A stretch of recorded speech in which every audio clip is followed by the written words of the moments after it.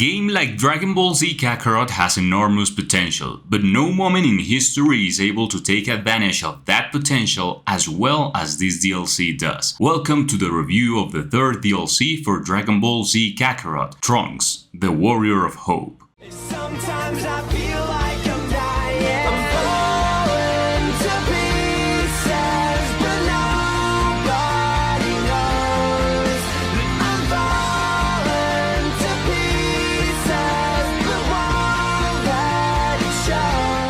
Thanks again for the support on this review, guys. I look forward to being able to continue bringing you more content like this. Can we reach 100 likes in this video? Of course we can, that's not a question. So let's get started with this third DLC in Kakarot. I just finished this extra chapter and I have a lot of things in mind. Good ones, of course, but let's start from the vision they give to us. This DLC is based on the story of the Warriors of the Future, the Dragon Ball Z movie released in 1993. Needless to say that this is the favorite movie of many fans, and indeed it's one of the most outstanding films of this cycle. A DLC based on this story and taking advantage of Kakarot's mechanical capabilities was a unique opportunity, which I don't know how no one didn't come up with this kind of thing before. Well, apart from Dragon Ball sagas more than a decade ago. As we already know, Goku dies from a deadly heart disease a few months after returning to Earth after the fight with Frieza. Later on, androids 17 and 18 turn life on Earth into chaos after killing almost all the Z warriors, leaving only Gohan as the sole survivor and Trunks, who is only a teenager. The story begins to present a world that has effectively been dismantled by androids for years, with uninhabited cities. Obviously, we will have control over Gohan and Trunks, and we are slowly guided through the events of the film. This happens using the mechanics of interaction with the world that Kakarot offers, such as free movement from point A to point B, training combat sessions with Gohan once Trunks asks him to train him, and other interactions with other characters. Thing that I would like to highlight, the alternate versions of the characters in this hopeless future was something I wanted to see. Although there are not many, those that are, Chi-Chi, Occitan, Master Roshi and Bulma, are all in a very appropriate context, and I love how they use this to even transmit nostalgia in the comments they make. Clarifying that, to enjoy this aspect of the story more, you will have to know the story of the original Dragon Ball a little more in depth. The missions here consist of training with Gohan, trying that Bulma doesn't find out what we're doing, and surviving the possible appearances of the androids. However, the margin for repetition here is much wider, because this DLC, unlike the first one, which was made with a mediocre perspective with the excuse of wanting to introduce new transformations, this one does have an intention, a story really filled with emotional elements that I know made more than one player melancholic. With that in mind, let's see what else the game does to contribute to the immersion. Beyond the excellent scenography and the staging of Trunks' shattered future, the map is filled with small robots of the Red Ribbon Army, which act as point of interest of different types with which the player can interact. Their function is to be explorers that usually alert about nearby life forms.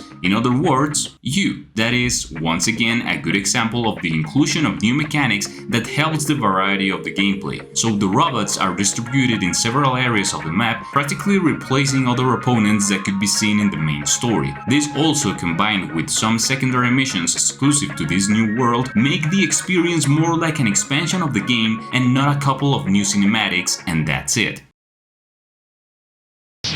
If you're tired of games being too expensive, at Instant Gaming you can buy all the games you want at an incredible price. You even have the option to get pre-orders and gift cards with a big discount. I've been using it for several years now, and here are my latest purchases to show you guys that is completely legit. Cheap, fast and safe. You can check it out in the link I leave you in the description down below. That would be a huge support for the channel. Let's get back to the video. We talked recently about the structure of the 3-act stories, in which the structure is covered by seed fields, 2 incidents, a turning point, and a climax. This story fulfills them perfectly and manages to excellently transmit what makes this story so memorable. A future in which not everything could go as well as in the original story, a world in which its characters have had to immerse and adapt to this new life, showing little interest even in what happens in the outside world, a reality governed governed by fear. The characters also have a very faithful representation of their character in the movie. They allow us to explore the mentality of both Gohan and Trunks, highlighting their strengths and weaknesses, talking about how things were before the arrival of the androids, making callbacks to great phrases and moments from the history of the original Dragon Ball. It's an intimacy that the characters share with the player that I have rarely seen in the games. The relationship between Gohan and Trunks is a really pure one, driven by simple, most human emotions. A young man with a figure of close admiration and who wants him to be his mentor, even his friend, and a Gohan who feels driven by the legacies of his father and Piccolo, who died very early in his childhood. In the course of the missions, the game gives itself the freedom to make us connect more with the both characters in fishing activities and how they tell their stories, come closer to how they feel. That's why when this moment arrives, it hits so hard.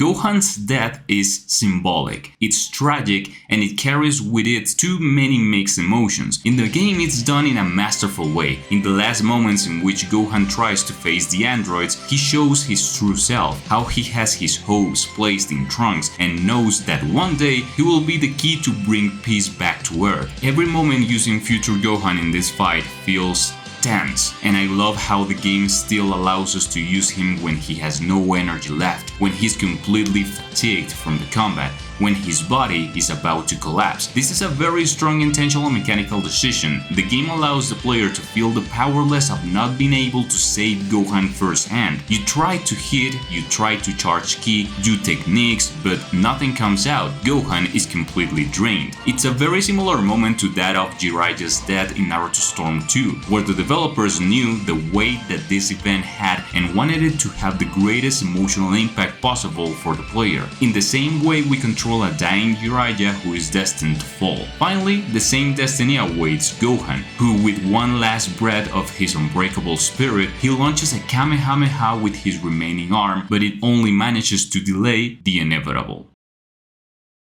The game continues as with the events of the movie, and although this last third of the story of the androids and Cell is sporadic and very inconsistent with the missions we do, it manages in each one of them to provide great technical quality. The fights with the androids and Cell, as well as the cinematics and special moments that we unlock, show well-designed boss fights. It's not recycled material from previous enemies in the main story. Some moves are a bit similar, but in essence, everything was renewed. Even Trunks' skill tree was rebuilt to tell the story of this younger and unexperienced Saiyan. They are very well done. It's always a pleasure to see how CyberConnect achieves these scenes with so much faithfulness and at the same time transmits its modern era, which makes us feel these fights as a reivindication for Gohan, making reference to the techniques of his mentor. Trunks manages to change the fatal future in which he lived at a high cost, but he managed to give its place to the trust that his friend placed in him.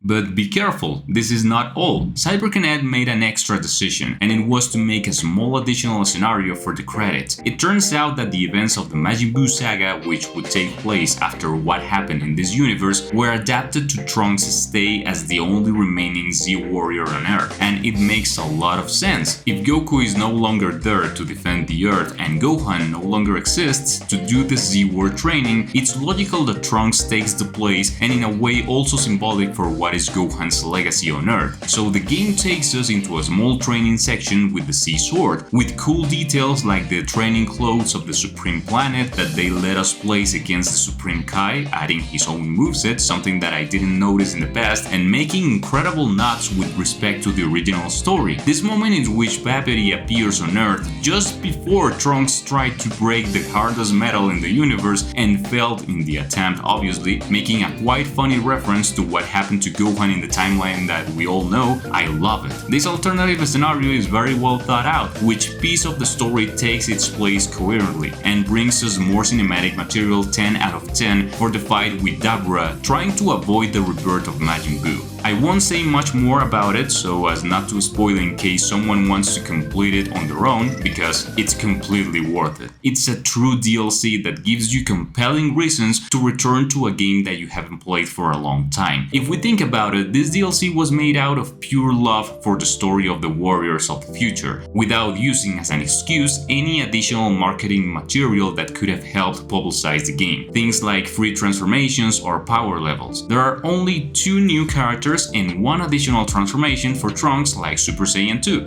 That's all. This was a pretty satisfying and sad piece of the story at the same time. It's an example of how a DLC should be treated in the future, and I hope they continue on this good path, making the potential of the game flourish with incredible stories that Dragon Ball has and leaving aside that little financial aspect. It's difficult, I know, but this DLC is an example that you can get additional content that is worthwhile. The fact that the DLC ends with credits and then continues with an additional story that we didn't even know was there is brutal. If that's not love for a story, I don't know what is. This deserves a strong recommendation from me to any Dragon Ball fan, honestly.